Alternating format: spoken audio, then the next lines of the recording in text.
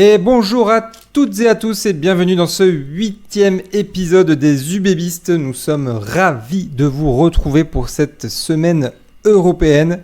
Je suis toujours accompagné de l'homme qui a réussi à ne pas s'endormir devant le match samedi après-midi. Salut Yann. Salut Cyril.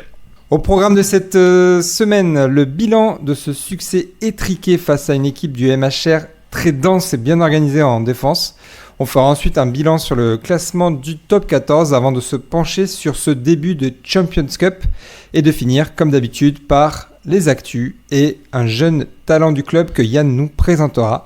Mais pour bien commencer, place au résumé du match.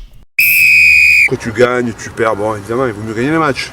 Mais que à la fin du match, putain, on a passé un bon moment quoi.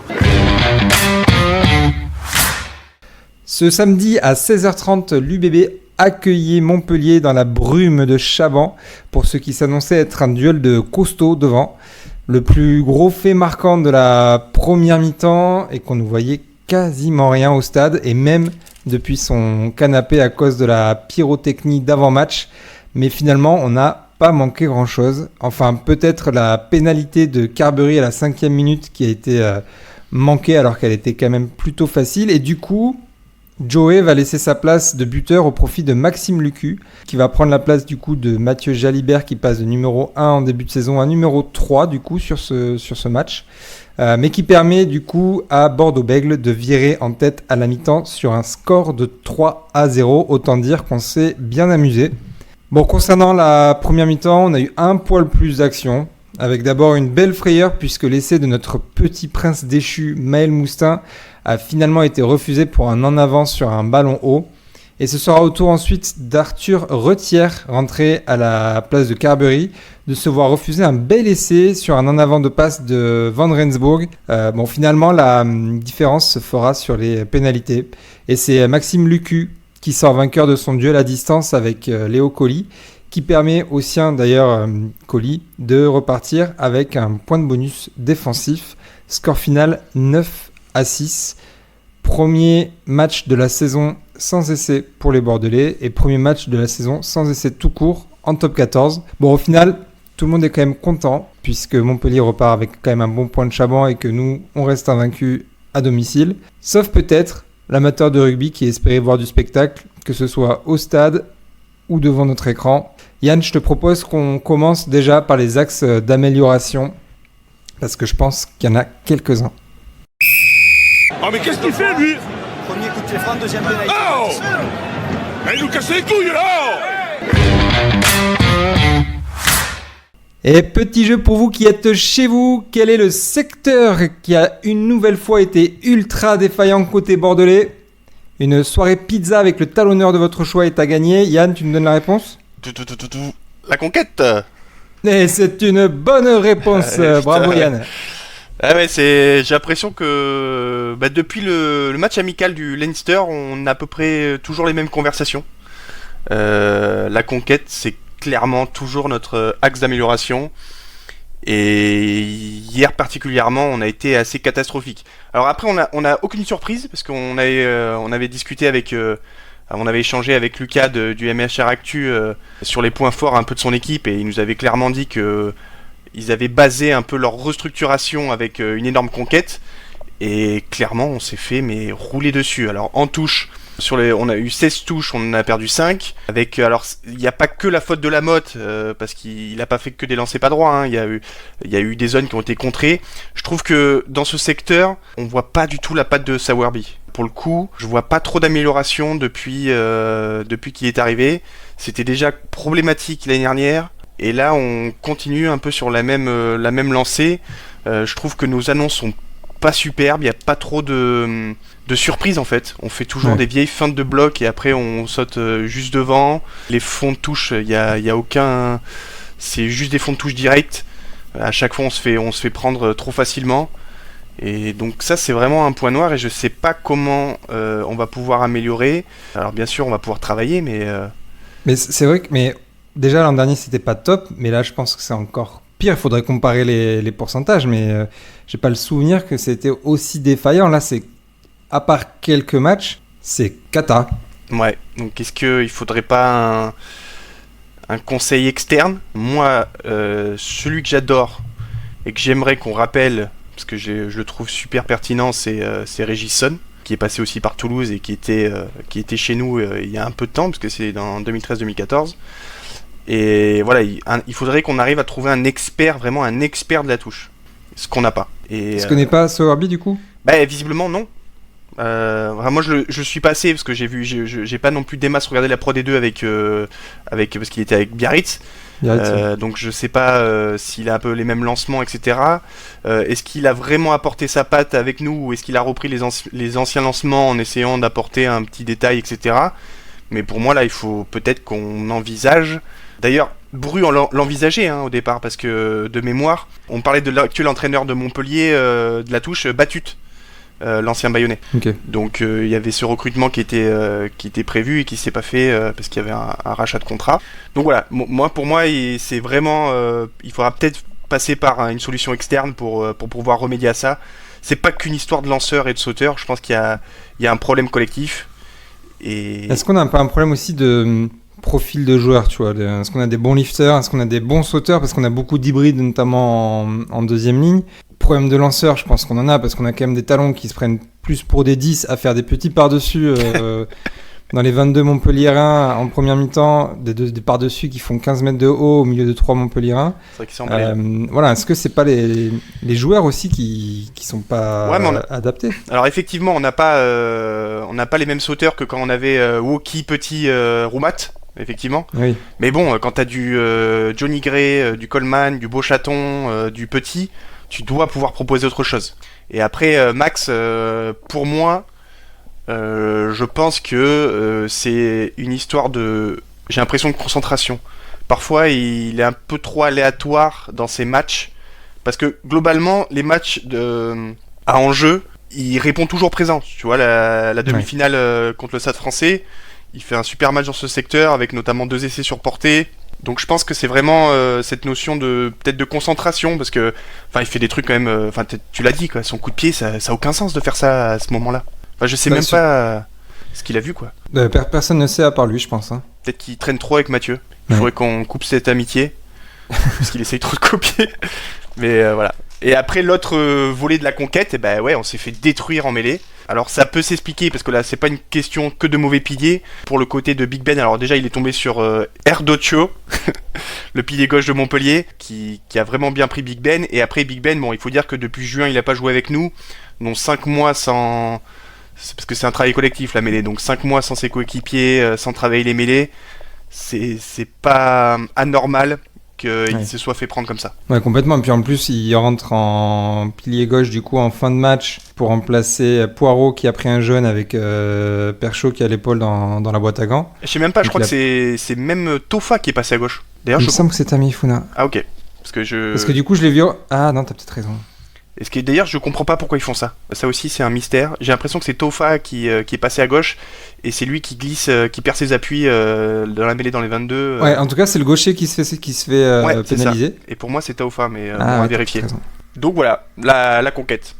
Gros problème. Okay. Et après, qui nous a manqué aussi par rapport au match précédent, c'est aussi l'efficacité, je trouve. Parce que mine de rien, même si on fait un match qui est pas très propre, on a 4 actions d'AC, dont quelques-unes qui sont assez franches. La première minute, on peut déjà quasiment leur mettre un coup derrière la tête. C'est-à-dire que si Mathieu, il ajuste mieux son coup de pied, s'il le met dans les bras de Louis, ça va entre les poteaux.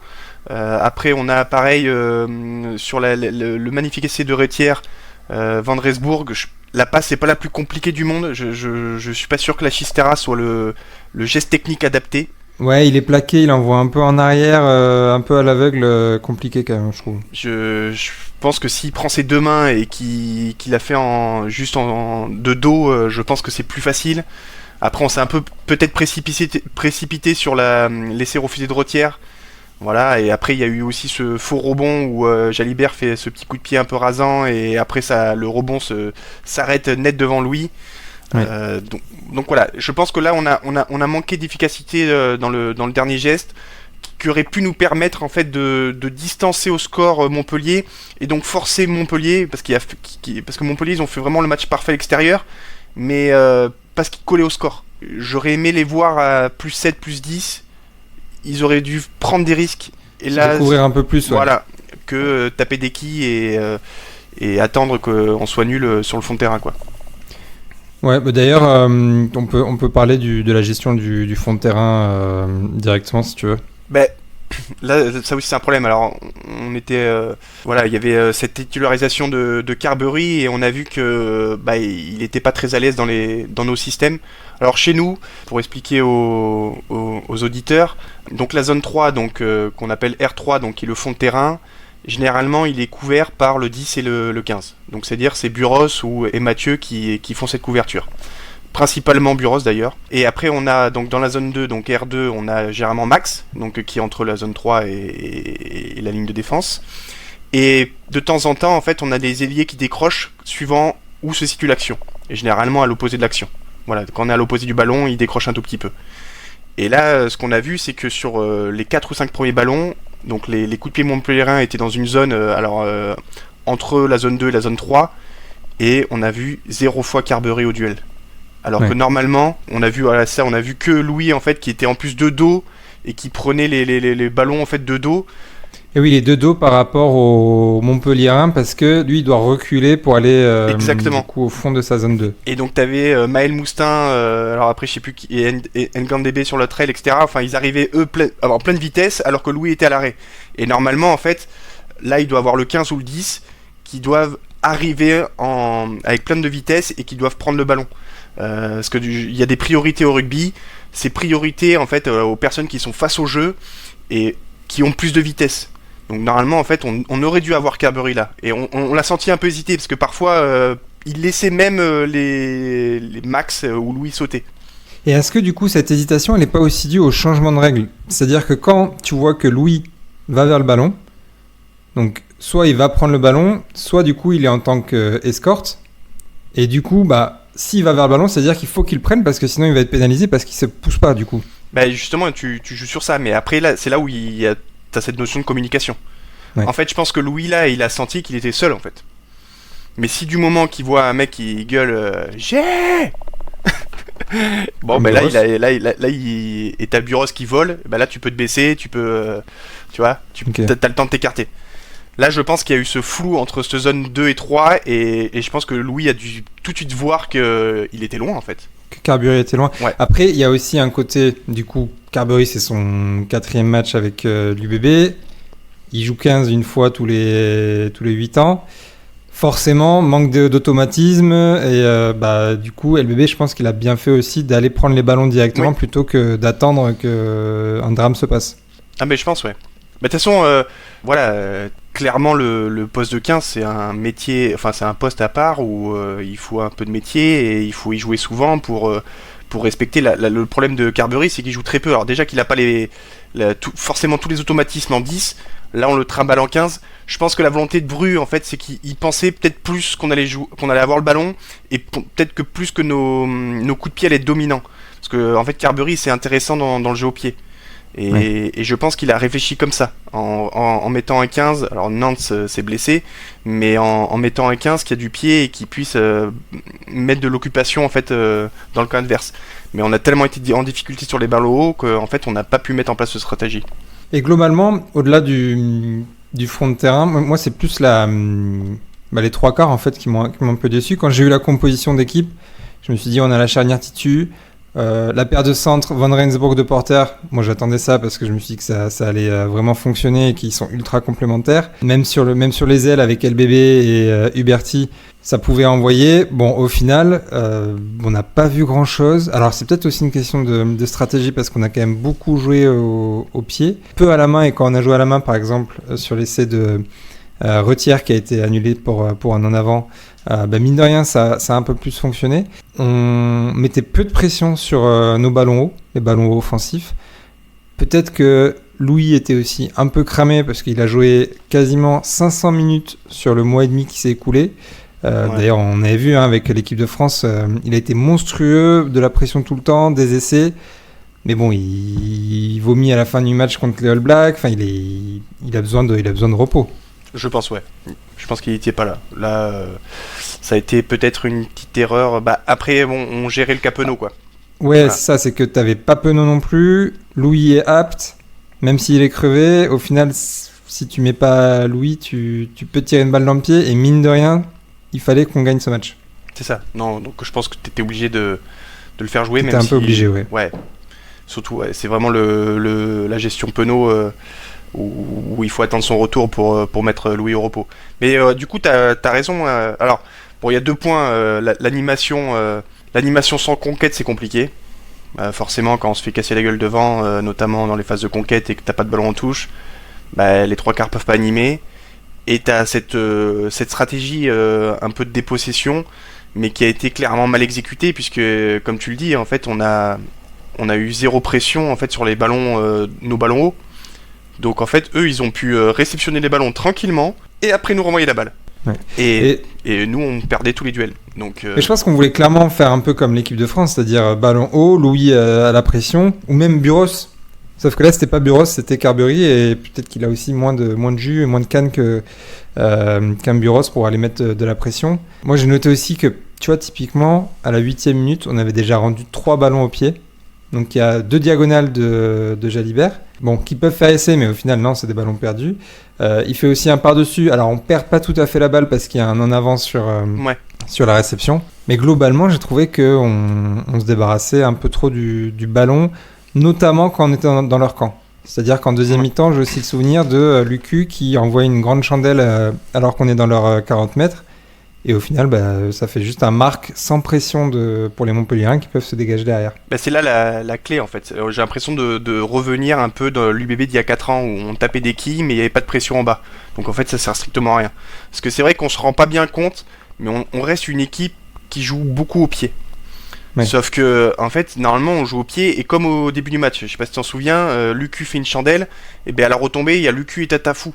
Alors qui sont sur le mec et après il y a contre-ruck et on leur passe dessus et normalement en fait c'est ça, on est censé avoir des Louis, des Romain, des Pablo, des Penaud, parce que Penaud il fait énormément ça, et avec sa claquette, et donc après on passe d'une phase défensive, on fait son coup de pied pression et après on passe directement dans une phase offensive et là après dans le désordre on est extraordinaire. On l'a très bien fait à la première minute. Il y a un ballon haut, alors je sais pas qui le tape.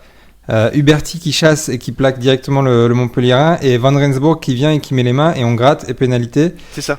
Je crois qu'on va en touche derrière, je crois pas que ce soit celle où Carberry rate sa pénalité. Mais voilà, je pense que ça c'était l'idée. Mais au final, on l'a trop peu fait. De Porter l'a fait sur un ballon haut qui tape seul pour lui-même. Ouais. Il va bien plaquer. Et derrière, on récupère la balle aussi. Et bien, on fait pénalité. C'est la pénalité pour le 9-3 de Max à 40 mètres. Donc je pense que c'était le plan de jeu. Concernant le plan de jeu, moi ce que je comprends pas, et c'est la deuxième fois après le match contre Pau, alors je pense que c'est vraiment dû à la physionomie du match et au fait qu'il n'y a aucune marge de manœuvre, c'est le fait qu'on fasse pas rentrer un joueur. Et, Enzo Rebier est resté sur le banc, n'a pas pu rentrer. Alors effectivement, là tu prends un risque si il rentre mal dans son match ou s'il y a des incompréhensions, si tu changes le plan de jeu. Mais dans ce cas-là, pourquoi ne pas faire un banc en 7+1 si tu te passes d'un arrière et qui reste sur le banc? Ou mettre un arrière type centre. Parce que là du coup en fait, par exemple. Ouais, parce que là finalement en fait tu mets deux. En fait tu dans l'idée tu dis que Retière peut dépanner le 9, mais en fait tu vas le faire rentrer à 90% à l'aile. Oui. Et Rebier, tu peux le faire rentrer qu'à l'aile. Donc c'est vrai que là, je vois pas l'intérêt de mettre un Rebier, plutôt peut-être mettre un centre, ça aurait été plus judicieux, je pense. Ou t'as raison, hein, mettre un bomb squad 7+1 quitte à pas faire rentrer, ouais. Enfin bon, au final, ça nous a pas porté préjudice. Au contraire, même, hein, je pense que du coup, c'était quand même le bon choix à faire vu que il y avait un score à tenir, que le match était serré, que les conditions étaient pas fameuses. D'ailleurs, en point négatif aussi, j'ai trouvé Chaban très très calme. Alors au-delà du brouillard et de la pyrotechnique qu'on a eu en avant-match, on voyait vraiment rien, et ça du coup c'est aussi un axe d'amélioration pour le club, parce que c'est nécessaire de faire ça systématiquement, surtout quand il n'y a pas de vent, quand il y a du brouillard. Il y a eu des chants aussi pour Mathieu Jalibert, non pas vis-à-vis de sa prolongation, mais en soutien. Parce qu'il n'a pas été au top en novembre avec le 15 de France, et un peu maltraité dans les médias, etc. Donc l'idée c'était d'avoir des chants pour le soutenir. Bon, ça a un peu fait pchit. Ouais, on n'a pas entendu. À la télé, j'ai pas entendu. À la télé, ouais.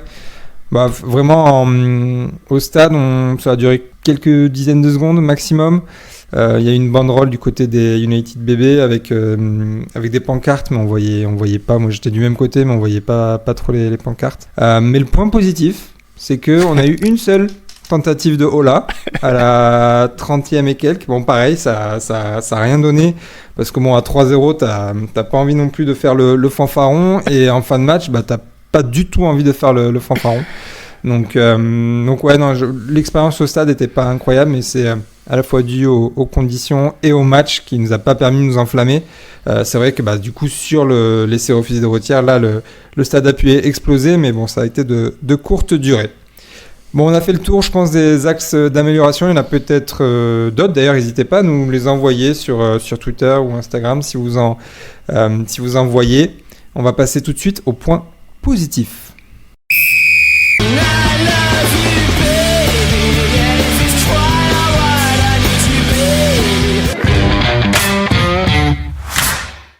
Yann, il y a quand même des belles choses à retenir de ce match. Yannick Bru l'a souligné en conférence de presse.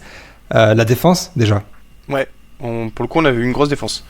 Alors, j'ai pas les stats des plaquages, mais du coup, on en a loupé très peu.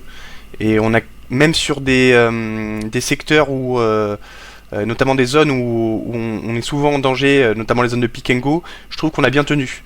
On a bien défendu sur notre ligne, on a pris que des pénalités, mais c'est vraiment un gros point positif, la défense, parce que à Vannes, on avait été sombré en début de match. Ouais, on avait été clairement moins bon. Et puis aussi la discipline, parce que mine de rien, on prend au max 10 pénalités. Alors je sais pas 10, ouais. Ouais, mais alors je sais pas combien il y a de pénalités sur mêlée, mais je pense oui, voilà, il y a ça aussi. Juste sur la défense, pour illustrer le propos, c'est 119 plaquages pour seulement 9 ratés. Côté Montpellierin, c'est 113 plaquages et 13 ratés. Ouais, bah c'est ça. Donc du coup, ouais, deux grosses défenses quand même. Ouais, c'est ça. Bon, alors Montpellier, Lucas nous l'avait dit. Ouais. De MHR Actu, il nous avait dit que bah, c'est la meilleure défense du top 14 de toute façon. Donc on l'a bien vu. C'est pas la meilleure attaque, mais nous on a bien défendu, et notamment on a bien défendu au pré, et j'ai trouvé qu'on avait bien défendu aussi sur les molles portées. Parce que de mémoire, je crois qu'ils ont 3 molles portées, il y en a qu'un qui avance significativement, mais après on se met pas la faute et on arrive à leur coffrer le ballon. Ça aussi, je pense que ça a été bien travaillé, parce que c'est une des forces aussi également de Montpellier et de leur pack. Après, ce que j'ai aimé, et ce que j'ai aimé retrouver, parce que ça je trouve qu'on l'avait un peu perdu, ça a été un des grands points positifs dès l'arrivée de Yannick Bru, c'est les zones des rucks. Et je trouve que ce soit les rucks offensifs ou défensifs, on a été très bons, sachant que, pareil, on l'avait évoqué la semaine dernière, on nous avait dit attention, danger, parce que notamment avec Billy Vunipola, il met les mains tout le temps. Au sol, c'est compliqué, ouais. Au sol, c'est très compliqué. Et là, je trouve que nos cellules, en fait, d'avant, ont bien géré le truc.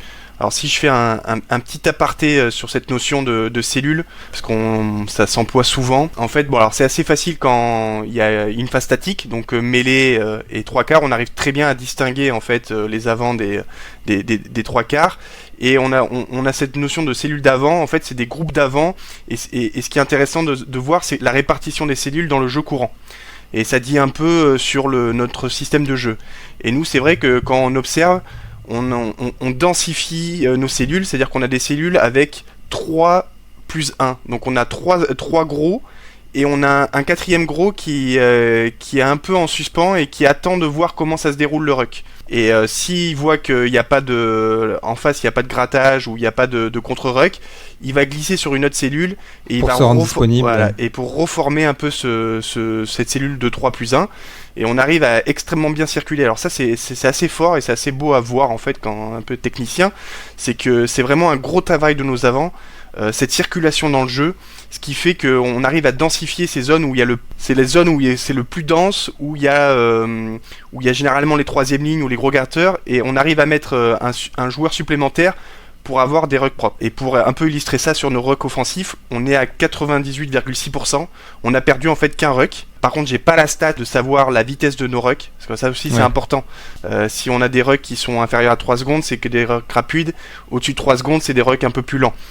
Donc j'ai pas cette stat là, mais force est de constater qu'ils ne sont pas de gratter de ballon et qu'on a été plutôt efficace, même si Max n'a pas eu les ballons les plus propres au monde. Et après, on a les rucks défensifs, où là, alors c'est pas forcément un travail qui a été fait, c'est qu'on a récupéré des individualités qui nous permettent de faire ça. Autant on est assez fort dans les contre-rucks, tout le monde, donc ça c'est un peu l'organisation collective, mais les rucks, les grattages, c'est clairement quand on a notre Big Ben, Tatafou, il fait 2 grattages. Big Ben, il y a 3 rucks où il pourrit le ballon. Donc un, il y a un grattage, un autre il arrête l'action, et un autre en fait après ça fait dégueuler le ballon et dans nos 5 mètres, et après c'est Caso qui va faire un contre-ruck.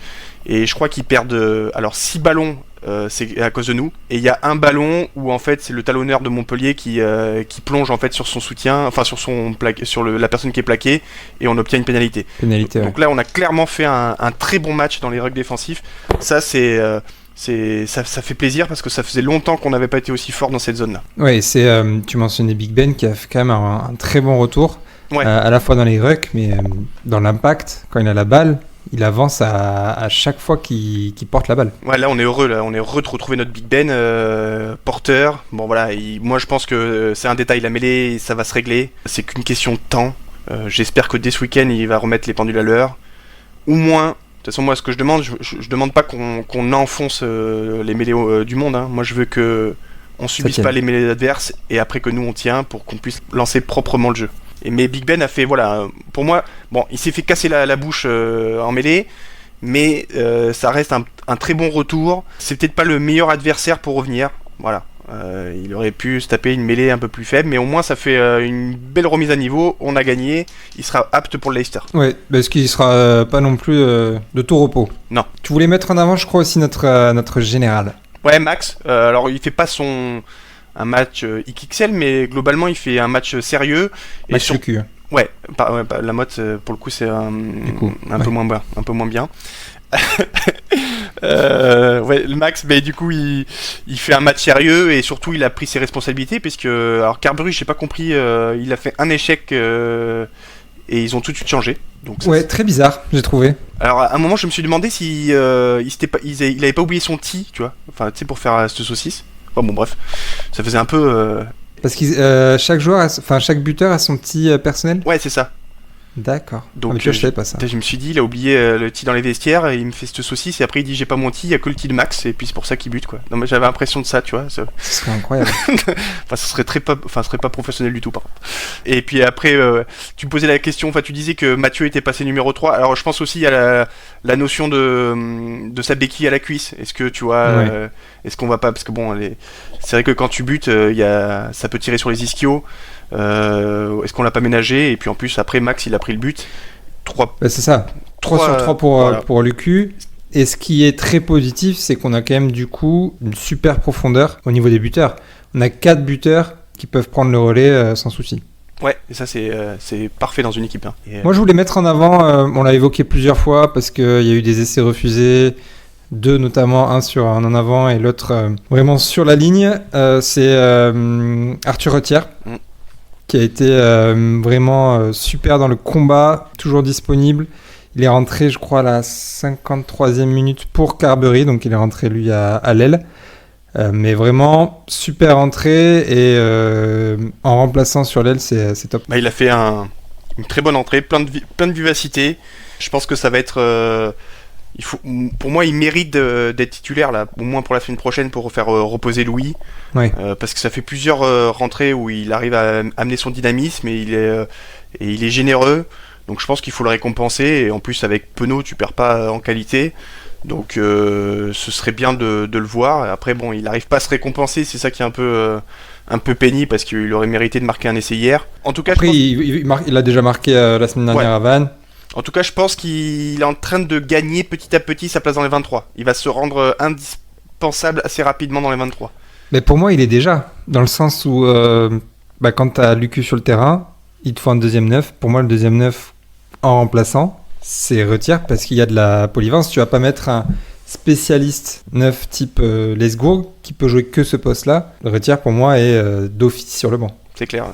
Bon, en tout cas, le dernier point positif, c'est évidemment les 4 points. Il fallait absolument qu'on gagne parce que derrière, ça avance aussi, que devant ça avance aussi. Voilà, on s'est fait peur. Ouais. C'est comme Brul a dit, c'est un avertissement sans frais. On aurait pu potentiellement espérer les 5 points avant les matchs, mais là, ça n'était pas du tout la question. Moi, je voulais On a 4 points. frisé la correctionnelle. Moi, je voulais juste les 4 points. Juste Ouais, pour bah, valider. tu les as. Juste pour valider. Et je pense que tout le monde est content, hein, comme tu l'avais dit tout à l'heure, parce que Montpellier, dans les 10 dernières minutes, le point, ça allait à tout le monde. Et je pense qu'ils ont même serré les fesses. Et ils ont été très heureux quand Mathieu a décidé de jouer la pénalité et de la mettre direct en touche pour que ça soit la fin du match. Je pense que tout le monde était content. T'as un peu un gentleman agreement dans le sens où eux vont juste prendre la pénalité à 5 minutes de la fin pour revenir à 3 points et ils auraient pu essayer de la jouer. Et nous, du coup, pour les remercier, on tape pas la dernière pénalité puis on va juste en touche. Ça faisait un peu ça, ouais. En tout cas, 4 points bienvenus pour le classement. On va tout de suite faire le point là-dessus.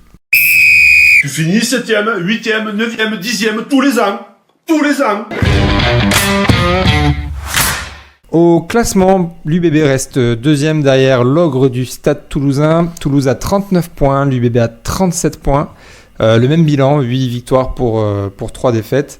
Derrière, il y a 4 ou 5 équipes qui se dégagent. Clermont et Toulon qui ont gagné ce week-end, tout comme Bayonne. Alors Clermont et Toulon ont 32 points, Bayonne a 30 points. C'est La Rochelle qui fait vraiment la mauvaise opération du week-end en perdant à domicile face au promu Vanté. Alors nous on avait vu la semaine dernière qu'il fallait s'en méfier. Là ça a été dommage pour les Rochelais qui du coup pointent à la 6e place, juste devant Castres qui est 7e, qui a 27 points. Mais si on fait un petit point sur le classement britannique, qui je rappelle, pondère plus les victoires à l'extérieur et du coup qui enlève des points si on perd à domicile. Toulouse est premier, bien en avance avec 19 points. Et derrière, il y a 2 clubs qui se détachent, c'est Bordeaux et Toulon. Donc on peut dire que Bordeaux et Toulon ont à peu près le même bilan. Donc avec 2 victoires à l'extérieur. Et ensuite on a du Clermont, Bayonne, La Rochelle, etc. Notre prochain match de top 14, lui, sera le 21 décembre. Donc dans 3 semaines. À 21h, on ira à Castres en espérant de faire quand même mieux que l'an dernier. Parce que l'an dernier, dans le Tarn, on avait pris 40 points. Malgré le fait qu'on ait les 2 porteurs, les Buros, etc. En fait, c'était pendant le Six Nations, c'était en février, donc il nous manquait quand même Lucu, Jalibert et les appelés en équipe de France. Donc il faudra forcément mieux faire dans le Tarn, essayer de ramener quelque chose. Et un match qui du coup va être crucial, c'est le match du 28 décembre, le Boxing Day, où là, on accueille Toulon à Chaban. Donc là, c'est victoire impérative parce qu'ils sont à égalité au classement britannique strict et ils sont 4e avec 32 points au classement général. Ouais, Toulon, c'est la belle équipe là en ce moment. Je les trouve très en forme.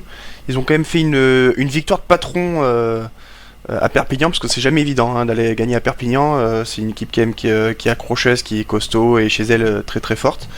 Et ils ont vraiment fait un gros match avec et en plus c'est typiquement les équipes qui peuvent nous faire chier, c'est-à-dire que donc on a un Baptiste qui est énorme, un pack qui arrive Baptiste Serin qui arrive à driver un pack qui est dominant avec une très belle touche et grosse défense. Et puis derrière ils ont quelques joueurs qui ont des pattes. Alors là il y en a qui manquaient, mais quand t'as Vai Nicolo qui sur une demi-action ou un quart d'action peut traverser le terrain, voilà, ils ont quelques facteurs X comme ça. Donc il faudra être très très très présent à Chaban pour vaincre une belle équipe toulonnaise. Et puis après Castres, on verra quelle équipe on va emmener parce que là on a 2 matchs de Champions qui vont arriver et je pense que probablement on va les jouer à fond, puisque on est une équipe qui veut jouer les 2 tableaux, donc à voir qui on amène à Castres. Ouais, écoute, tu me fais une transition toute trouvée pour parler de la prochaine rencontre et de la Champions Cup. Je vais te dire ce qui me tarde, de sentir l'odeur des merguez. Place cette semaine et la semaine d'après à la Champions Cup. Alors pour rappel, la saison dernière, l'UBB avait battu les Saracens en 8e de finale avant de perdre à domicile face aux Harlequins, il me semble d'un petit point ou 2. Alors pour rappel, le format de la compétition, on a les 8 meilleures équipes des 3 ligues, donc Top 14, Premiership et United Rugby, qui sont qualifiées pour la Champions Club. Donc ça fait 24 équipes qui sont réparties en 4 poules. Dans chaque poule, il y a 2 équipes de chaque championnat. Par exemple, dans notre poule, qui est la poule numéro 1, on a le Stade Toulousain et l'UBB. On a aussi les Durban Sharks, Leicester Tigers, Ulster, etc. Donc ça fait 2 équipes par championnat. Et les 4 meilleures équipes à l'issue de cette phase de poule sont qualifiées pour les 8e de finale. Il faut savoir qu'on ne jouera pas contre l'équipe de notre propre championnat, donc en l'occurrence le Stade Toulousain, ce qui nous fait qu'on aura 4 matchs pour cette phase de poule, et à l'issue de ces 4 matchs, le classement est fait, et les meilleures équipes recevront en 8e, puis en quart, puis en demi, là où les équipes qualifiées 3e ou 4e iront se déplacer. Donc c'est important de bien figurer sur cette phase de poule pour ensuite pouvoir recevoir ce qu'on avait fait l'an dernier, puisqu'on avait reçu les Saracens et les Harlequins. En termes de calendrier, on va d'abord recevoir donc les Tigers de Leicester, et on ira ensuite samedi 14 décembre à Belfast pour défier l'Ulster. Et ensuite en janvier, on ira dans le sud de l'Angleterre à Exeter avant d'accueillir les Sharks de Durban à Chaban, ce qui est une très bonne nouvelle, puisqu'on s'épargne un déplacement périlleux en Afrique du Sud. L'an dernier, on avait perdu là-bas. Ouais, et puis clairement, ça nous avait flingué physiquement. Parce qu'on était allé en janvier, et je crois que c'est la semaine d'après où on reçoit le Stade français et on perd à domicile parce que les mecs ont plus de canne, quoi. Et ouais, parce que tu passes d'un climat qui est complètement différent à 35 degrés là-bas, c'est ça. Plus le temps de vol, enfin ça reste une aberration quand même de cette compétition. Mais bon, en tout cas pour ce match, donc il sera dimanche à 14h il me semble à Chabandelmas. On reçoit le Leicester qui est actuel 3e de Premiership avec 5 victoires pour 2 défaites. Toi du coup tu les as un peu regardés, Yann, tu peux me dire quoi sur eux? Peut-être commencer par est-ce qu'il y a des joueurs qu'on connaît Alors il y en a pas mal, ouais. Alors déjà le champion du monde Pollard. On a aussi Sud-Africain. Ouais, le Sud-Africain. On a l'international Stewart, le 15, un espèce de géant en numéro 15 qui fait au moins 1m96. Après au centre, on a 2 gaillards, entre Pérezé, l'Australien, et le Tongien Kata, qui avait fait rire Lartaud, je sais pas si tu t'en souviens, où il avait fait sa petite blague qu'il était Kata. Voilà, exactement. Ouais. Et devant... J'espère que derrière qu'il sera Kata. Hein. On va espérer, ouais. Et devant, du costaud, un joueur qu'on a pas mal parlé, enfin il y a eu quelques rumeurs, c'était Montoya l'Argentin. Qui est talonneur. Exactement. Très bon talonneur. On a aussi Liebenberg qui était l'ancien, qui était passé par La Rochelle, je crois, en joker médical, qui s'est encore plus affûté. Maintenant, il est assez monstrueux. Il y a Jasper Wyss aussi, le Sud-Africain qui a été champion du monde aussi en numéro 8. Alors lui, il n'a pas joué cette saison pour l'instant encore, okay. Mais qui est un très gros porteur. Donc voilà, ils ont. Après, si on veut présenter l'équipe, on aura exactement le même match que contre Montpellier. Voilà, c'est-à-dire que c'est... Ah bah ça va être sympa. Voilà, c'est-à-dire que c'est un énorme pack, très dense, très fort sur les ballons portés. Donc c'est pour ça que je pense qu'il y a eu un travail de fait la semaine de Montpellier sur la défense des portées, parce que je pense qu'on a anticipé aussi le match du Leicester. Et après, c'est une équipe qui met énormément de coups de pied de pression, parce qu'en fait, ils ont énormément de gaillards derrière qui sont très grands. Donc on a Stewart qui fait un 96, on a Hassel Collins qui doit faire plus d'un 90. Donc voilà, on a même Watson qui est le plus petit qui fait un 88. Donc voilà, on a ces genres de d'ailiers chasseurs 15 qui sont très forts dans le domaine aérien. Et t'as Pollard en 10. Je pense qu'on n'a plus besoin de le présenter, c'est pas Marcus Smith. On sait qu'il va pas attaquer la ligne, quoi. On sait qu'il va envoyer des quilles et qu'il va taper au pied. Que du jeu au pied, ouais. Donc c'est... Bon, en tout cas, il y a 50 personnes qui viennent de mettre leur place en vente pour pas assister au même spectacle que samedi, quoi. Eh ben tout va dépendre de nous en fait. Si on arrive à bien sûr que si on fait le même match, qu'on se fait rouler dessus comme on a fait contre Montpellier ou comme le quart de finale contre les Queens, ça peut être pénible en mêlée. Mais après on a quand même des joueurs, on va avoir Buros qui va sûrement revenir, enfin j'espère. Déjà ça va faire du bien sur la couverture. Je prie. Mofeana va peut-être amener plus de... Attends, parce que j'ai ma petite compo à te proposer. Vas-y, tu la commandes si tu veux. Du coup, en compo, moi je te propose. Tu me dis ce que tu en penses. En première ligne, ouais. Poirot et sûrement Boniface s'il est apte en remplaçant. Ouais. Konorsa en titulaire. Parce que bon, Lamotte, je l'adore, mais il m'a saoulé en première mi-temps avec son par-dessus. Donc, sanction. Et Sadi, qui n'a pas joué du coup ce week-end, avec Tammy Funa pour entrer en deuxième mi-temps. Ouais. Deuxième ligne, Petit et Gray. Gray qui n'a pas joué ce Non. week-end. Je crois que ça fait 2 matchs du coup qu'il joue pas. Ouais. Voilà, enfin, je pense que ça peut être solide. Et en troisième ligne, Samu, Tatafu et Swinton. Ok, d'accord. Le pack me va. Je pense quand même que Lamotte sera maintenu. Je vois pas Bru le sanctionner. Et en plus, je pense que... Alors Lamotte, comme je le disais tout à l'heure, c'est un mec qui marche, j'ai l'impression, la pression. Donc j'ai pas de doute. Il va faire un gros match. Après, moi je te disais sanctions, c'était plus pour faire tourner de base. C'est pas forcément pour le sanctionner en le virant. On voit que la méthode Galtier est pas forcément la bonne. Non mais voilà, je pense que Lamotte va enchaîner.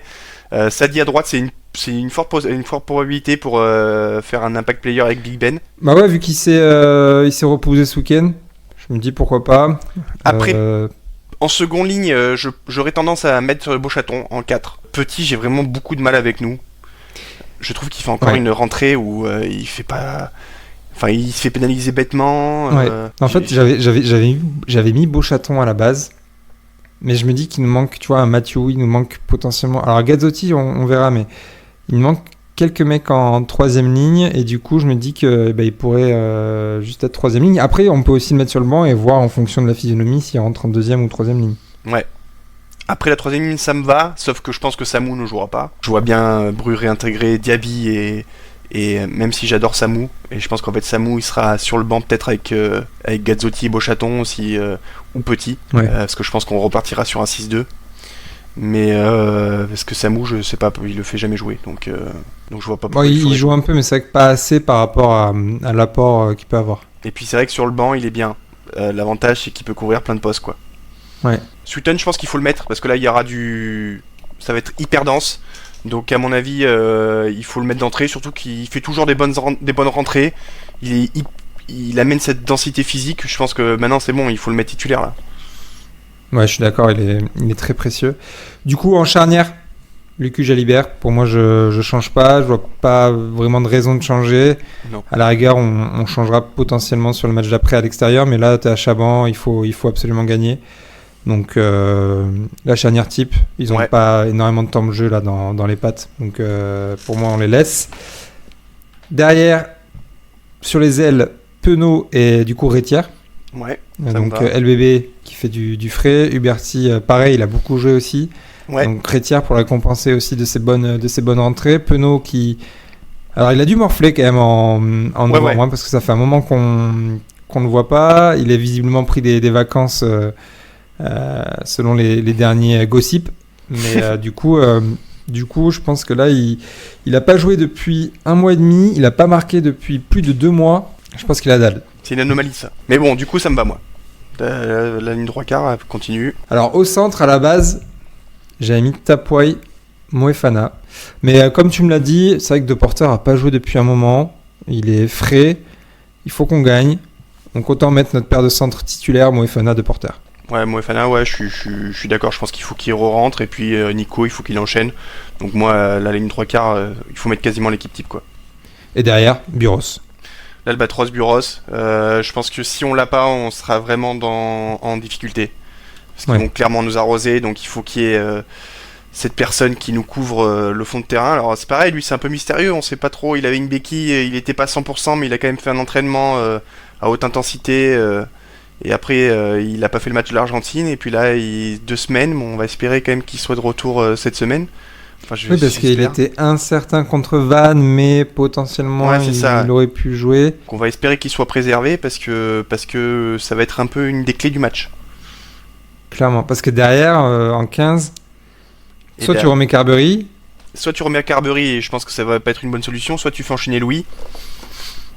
Et je pense que c'est pas une bonne solution. Bah ouais, je pense que Louis doit se reposer, et sinon après t'as Garcia. Ouais, Garcia, ouais. T'as Garcia. Oui. Ça peut être ça. Et je me posais la question, tu vois, Boniface, on l'a pas vu depuis le match contre Pau, donc c'était le 26 octobre. Est-ce qu'il est apte ? On sait pas. S'il ne l'est pas, comment on fait à gauche ? Est-ce que ce serait pas l'occasion de voir Zinedine Awad ? Mais alors, quel cadeau c'est de commencer face à Leicester ? Alors lui il serait content, je pense, mais je sais pas si ce serait. Ça peut être une solution. Après, je pense que à court terme, Bru préférera faire glisser Big Ben à gauche et partir avec Tofa et Sadi à court terme. Mais effectivement, ça peut être une idée. Bon, j'espère quand même que Boniface sera là, parce que bon, c'est bien d'avoir un gaucher de métier plutôt que faire glisser Tofa ou Big Ben à gauche. Tofa à gauche, c'est pas une certitude. Big Ben, on a un peu plus de certitude. C'est vrai. Bon, en tout cas, du coup, on aura la composition probable du middle jeudi en fin de journée. Bon, qui reste une composition probable, hein, donc il y a toujours beaucoup d'incertitudes et de changements par rapport à la véritable composition qu'on aura du coup samedi à 18h. Quelque chose comme ça, je sais pas si ça change avec la Champions Cup ou je crois que alors l'avantage de la Champions Cup de mémoire, c'est que c'est plus tôt. Ok. Donc je pense que dès vendredi on l'aura. Bah top. Comme ça on aura 2 jours pour saliver. Mais en tout cas, en attendant le match, donc du coup dimanche après-midi, je te propose qu'on revienne sur les actualités chargées du club.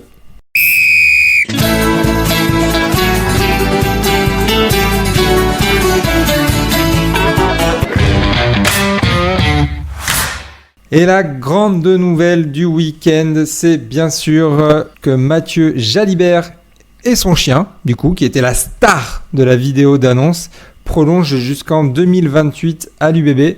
Alors on aura quand même attendu jusqu'à quasiment décembre, jusqu'au dernier jour de novembre, la fin d'un feuilleton qui n'aura pas été des plus simples et des plus rapides. Mais en tout cas, Yann, c'est une bonne nouvelle. Excellente nouvelle. Je pense que il doit encore écrire son histoire avec l'UBB, on a encore des pages vierges. Voilà, il fallait que Note 10, qui nous a fait grandir, finisse un peu cette histoire-là, et enfin, même la commence. Hein.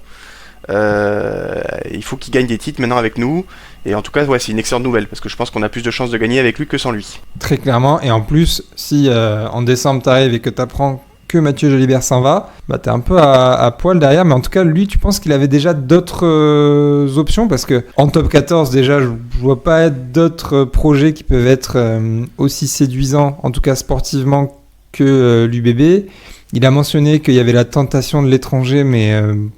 on avait évoqué des rumeurs sur le Stade Français, Racing, Toulon, mais globalement, le projet sportif, il est pas mieux que chez nous. Donc je pense qu'en fait, c'était juste une histoire de se mettre d'accord contractuellement entre Laurent et Mathieu. Ça a pris un peu de temps. Je pense que c'est logique pour un joueur de ce calibre que ça discute. Mathieu, je pense que dans son esprit, il voulait rester depuis le début. Sa priorité, c'était l'UBB. Voilà, à savoir à quel prix, entre guillemets, et dans quelles conditions. Oui, c'est ça. En fait, t'as une idée en tête, et puis après, c'est de la négo. Mais tu penses que le changement de statut de Jalibert en équipe de France, est-ce que tu penses que ça a pu accélérer les discussions, que ce soit dans les deux sens d'ailleurs? Côté Jalibert, tu as envie de souffler, de passer sur un autre moment de ta saison et de vraiment changer d'état d'esprit. Et côté Marty, te dire que en fait, Jalibert, potentiellement, tu l'auras plus que prévu. Donc finalement, le salaire va être peut-être mieux rentabilisé, même s'il ne joue pas en équipe de France, on n'aura plus la prime qui va avec de la part de la FFR. Alors, parfois c'est même parfois un peu plus compliqué. Alors, la première partie, je suis d'accord. Je pense que Marty, il est quand même assez content de se dire, en fait, je vais avoir un 10 de classe mondiale 100% du temps. Ça, je pense que c'est le rêve de tout président. Surtout comme on sait l'importance de Mathieu dans notre système de jeu, etc. Après, c'est vrai que forcément, si t'es plus dans la partie classée dans les premiums entre guillemets, on a plus cette exonération de 180 000 euros en fait de dépassement du salarié cap. C'est ça, en fait, juste pour préciser, les clubs qui envoient en gros des joueurs en équipe de France ont des exonérations de masse salariale et en fait, ça leur permet de dépasser un peu la masse salariale par rapport à d'autres équipes. Donc, ils vont avoir une masse salariale autorisée un peu plus élevée. C'est ça. Alors après, ce qu'il faut savoir, c'est que je crois qu'il y a 42 joueurs premium. Donc est-ce que, même si Jalibert est déclassé, est-ce qu'il sera pas toujours dans cette liste? Sachant que il y a aussi, si tu as été appelé 2 fois pendant le tournoi et que tu es gardé dans les 23 ou 28 joueurs. Donc tu vois, il y a une possibilité. Pour moi, autant je suis d'accord, il y aura Ntamak numéro 1, Ramos en numéro 2, mais tu auras quand même besoin d'un troisième 10, et je suis pas sûr que des joueurs comme Berdeux, Astoy lui passent devant. Et donc tu en auras peut-être toujours besoin dans cette liste de 42, donc je suis même pas sûr qu'il soit encore exclu des premiums, donc ça peut même être double bonus pour Marty, quoi. Ouais, ce que j'allais dire, ça c'est vraiment le meilleur des cas, parce qu'au final, bon, il est appelé à Marcoussis, il ne joue pas, il est disponible avec son club, mais bon, on a vu du coup sur le dernier match face à l'Argentine que il n'était plus dans les 42. Donc est-ce que ça va se régler, parce que du coup il y a eu des déclarations à la fois de Galtier il y a quelques semaines et à la fois là de Mathieu Jalibert en conférence de presse. Est-ce que ça va se régler? Est-ce que il sera appelé pour les 6 nations? Ça, seul Galtier le sait. Ouais. Bon, en tout cas, super nouvelle, ça c'est fait. On peut passer sur d'autres sujets, peut-être un peu moins importants, mais tout de même. Par exemple, la recherche d'un numéro 9 pour la saison prochaine. Alors, on avait déjà évoqué quelques noms, mais la semaine dernière, Sud-Ouest a révélé que l'UBB serait sur les traces d'un ancien joueur, Maxime Machenaud. Alors, moi, j'aime beaucoup les petites histoires dans les grandes. Ce serait quand même une belle histoire de revenir au club, etc. Mais est-ce que sportivement, il y a un vrai intérêt de faire revenir Machenaud? C'est vrai que c'est un petit Bordelais, lui. Pour le coup, toute la famille est de Bordeaux. Ça a joué au Stade Bordelais, après ça a signé au CABBG, et puis ça c'est devenu pro à Bègle, quoi. Alors, en fait, ça dépend de l'objectif. On voit beaucoup d'informations sur le 9. Il y a tellement des profils différents, je sais pas trop où on va. Ouais. Que je comprends avec Machenaud, si c'est potentiellement ce recrutement, c'est dans le cadre d'un objectif d'une fin de contrat en 2026, type Jeannot de Clermont, type Colli de Montpellier, donc ce serait pour une période de transition en fait. Donc en gros, pour le recruter sur 1 an, parce qu'il a quand même 35 ans, bon ça après c'est pas non plus rédhibitoire, mais pour le recruter 1 an, dans l'espoir de recruter un gros potentiel en 2026, donc dans 18 mois. Bah c'est ça, ouais. En fait, dans tous les profils de neuf qu'on a eu, il y avait Carvalho à un moment donné, on avait évoqué, Machenaud, ça c'est plus de dire, on fait 1 an, transition, et puis après on recrute en 2026 un gros potentiel, comme tu l'as dit. Et après on a eu les 1 bis, type Henrikse de l'Afrique du Sud, il y a eu McDermott aussi, l'Australien, on a parlé de Garcia, l'international argentin. Donc là, c'est plus pour recruter des 1 bis directement, et dans ce cadre-là, si tu recrutes ce type de joueur, tu recrutes pas les hauts potentiels en 2026. Donc je pense que tout va être dans ce qu'on cherche. Moi, personnellement, je préférerais qu'on recrute un 1 bis directement, parce que je trouve qu'on souffre trop de l'absence de Max. Et tu penses pas que Machenaud, il a encore le niveau pour être un 2 sûr? Machenaud, moi, je pense que chez nous, ce serait... il faudrait que... Ce serait un très bon... Ce serait pas un 1 bis, quoi, ce serait un numéro 2, vraiment un vrai numéro 2, quoi. Ce serait pas un 1 bis comme peut l'être, par exemple, Carberry, parfois je le vois vraiment comme un 1 bis potentiellement. Au poste de 10. Ouais, pour moi, il faudrait qu'on ait ça au poste de 9, mais après, Maxime, moi je serais pas contre dans le sens où, ça reste un petit du club, quoi. Enfin, tu vois, c'est ça, moi c'est ça qui me plaît, c'est le fait le retour au club pour potentiellement, alors soit finir la carrière, mais en tout cas... finir un peu l'histoire avec le club. Pour moi, c'est ça qui serait beau. Et du coup, il faudrait quand même un troisième numéro 9. Alors, est-ce que tu prends un numéro 2 ou un numéro 3 ?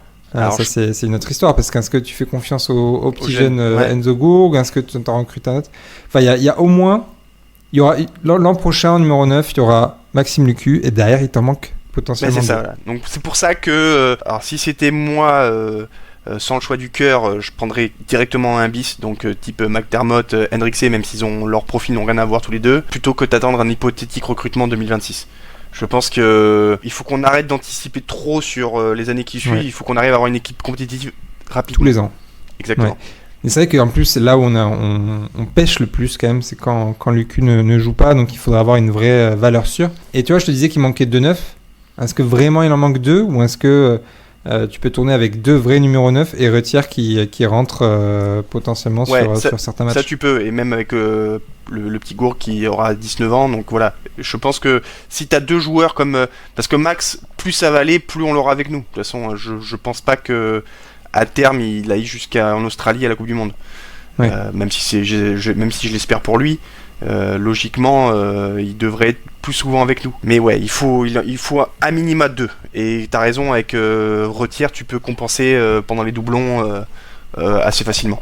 Bon, du coup, affaire à suivre, hein, comme toujours. On verra s'il y a plus d'infos dans les médias dans les semaines qui viennent. On entend aussi pas mal de choses sur un de nos petits chouchous, sur Conorsa. Alors visiblement, maintenant que donc, le cas Jalibert est réglé, c'est Conorsa qui est convoqué au bureau du d'Irlo, Laurent Marty. Alors on entend vraiment tout et son contraire sur ces derniers jours. Mais nous, en tant que supporters, on aimerait le voir rester. Et quand je dis qu'on entend tout et son contraire, c'est qu'il a signé, que c'est en négociation, qu'il n'y a pas eu d'offre. Donc ouais. On sait pas trop où ça en est. Toujours est-il qu'il faut qu'il prolonge parce que son contrat arrive à expiration en fin de saison. Ouais, bon, après là, j'ai pas trop d'inquiétude. Je pense que entre les annonces, les jeux d'agents, je pense que c'est pareil, ça doit être une phase de négociation. Connor, pareil, c'est un petit du club. Je pense qu'il va re-signer. C'est très bien en numéro 3. On aura deux. Là, c'est pareil. Hein, on aura un numéro 1 et un numéro 1 bis avec Gaëtan Barlow. Donc, on aura deux numéros 1 qui vont un peu se tirer la bourre. Et c'est très bien après en numéro 3 ou en numéro 2 ça pour amener de la rotation et les challenger fin 2026. Et est-ce que tu n'as pas peur qu'on ait un nouveau Maël Moustin, dans le sens où on a un joueur qui montre qu'il a le niveau pour être en top 14, qu'il a le niveau pour bientôt potentiellement être titulaire. Alors Moustin, du coup, il est au MHR, il a fait le bon choix. Est-ce que tu n'as pas peur qu'un Conorsa veuille déjà aller chercher plus de temps de jeu ? Je suis moins inquiet parce qu'il a eu un début de carrière compliqué, contrairement à Moustin. Il y a eu de la blessure. Il y a eu un prêt qui s'est très mal passé. On l'a récupéré à Bordeaux. Il a eu une grosse blessure au talon d'Achille qu'il a arrêté 1 an. Il a été remis en selle par l'UBB. J'ai peu d'inquiétude sur sa volonté de partir. Je pense qu'il veut rester. Ok. Bon, en tout cas, on le souhaite et on restera du coup vigilant. Là, du coup, les prolongations, c'est quand même un peu plus annoncé par le club quand c'est le cas. Donc on espère avoir une nouvelle vidéo avec potentiellement un chat de Conorsa prochainement à Chaban. Concernant les recrues, alors il y avait des noms en deuxième ligne notamment qui étaient un peu annoncés du côté de la Gironde, notamment Thibaut Lanen de Clermont et surtout Bastien Chalureau qui a été centurion au MHR ce week-end et qui a également prolongé du côté de l'Hérault. Pas trop déçu qu'ils ne viennent pas. Non, je suis heureux, c'est très bien. Ça évitera une polémique inutile pour un joueur qui n'est pas non plus un cadre à son poste.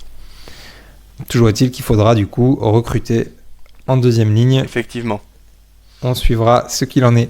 Concernant les joueurs, on l'évoquait un peu précédemment, mais Nance du Coin, alors visiblement des infos qu'on a, des bruits de couloir. Il devait jouer samedi contre le MHR, mais rechute à l'entraînement la semaine dernière, ce qui devrait l'éloigner des terrains quelques temps. Alors, est-ce que c'est quelques semaines, est-ce que c'est quelques mois ? En tout cas, c'est terrible vraiment pour ce joueur qui accumule la malchance là sur ces derniers mois. D'autant plus qu'il aurait pu faire du bien face au MHR avec sa qualité sur les ballons hauts.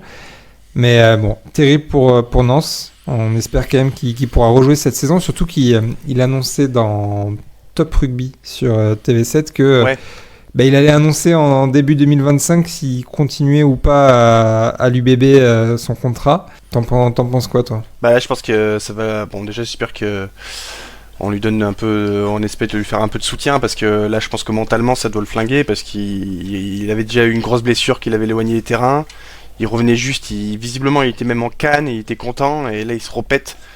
Je pense que le corps lâche, donc là il faut l'accompagner mentalement et je pense qu'il va peut-être, je pense que ça sent un peu la fin de carrière. Hein. Ouais. Donc il faut l'accompagner quoi. Là il faut l'accompagner parce que ça doit être des moments difficiles. Ouais, courage du coup à Nance du Coin. D'autres joueurs sont également à l'infirmerie. Enfin, en tout cas, on pense, parce qu'on n'a toujours pas d'infos de l'infirmerie officielle. C'est toujours aussi opaque, bizarrement. Mais du coup, Marco Gazzotti est sorti à la 35e minute face au MHR. Alors, on a entendu au micro de Canal+, que en fait, c'est le joueur ne se sentait pas bien. Alors, pour quelle raison, on ne sait pas, mais au moins, c'est pas une blessure. C'est vrai que moi, quand je l'ai vu sortir, je me suis demandé pourquoi quand j'étais au stade, mais il a laissé du coup sa place à Tatafou en avance par rapport à ce qui était prévu, je pense. Bon, on espère que c'est rien de grave, mais a priori, il devait être disponible assez rapidement. Et le deuxième qui est sorti, c'est Mathis Perchaud. Alors lui, ça se voit qu'il s'est fait mal, donc c'était vers la 50e minute à l'épaule gauche. Et en fait, le MHR était vraiment à 2 mètres de l'embut bordelais. Et on voit qu'il s'est vraiment sacrifié sur un plaquage pour empêcher l'essai montpelliérain. Ce qui d'ailleurs a fonctionné puisqu'on a eu pénalité, on a pu se dégager juste après. Mais bon, là, clairement, l'épaule a sifflé fort. Ouais, en plus, c'est dommage parce que je trouvais qu'il avait fait une très bonne entrée contre Vannes. Et là, il avait fait, alors le peu de temps qu'il est rentré, je trouvais même on a commencé à inverser la pression. Je crois qu'on a même obtenu une pénalité en mêlée. Donc c'est un gros coup dur parce qu'il était en pleine progression et on sentait qu'il était en train de s'installer. Bon, on espère qu'il pourra vite revenir. Ouais. Alors si c'est pas en 2024, début 2025. On espère, ouais. Parce qu'on va avoir besoin de lui à gauche. Les Lions du Stade Bordelais se déplacent ce samedi 7 décembre à 14h30 à Lyon pour y défier les joueuses du Loup dans le but de conserver la première place du classement tout simplement. Et les Réchelles, les espoirs, eux, alors ils se sont inclinés sur la pelouse d'Agen ce week-end et laissent du coup filer le Stade Toulousain et le Stade Rochelais en tête du classement. Ouais. Bon, il faudra relever la tête dès ce samedi à 15h avec la réception du Racing pour le compte de la 8e journée. Et Yann, tu vas tout de suite nous présenter un nouveau petit espoir girondin. Présentez-vous qui je suis. Les gars, qui je suis.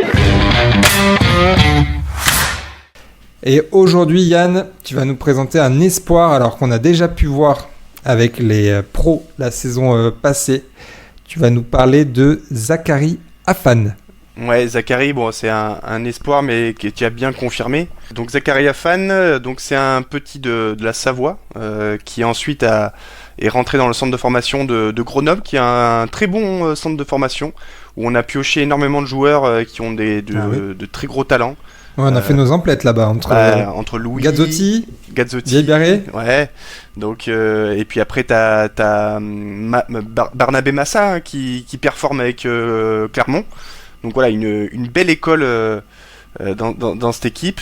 Et après on l'a surtout vu exploser avec les U20.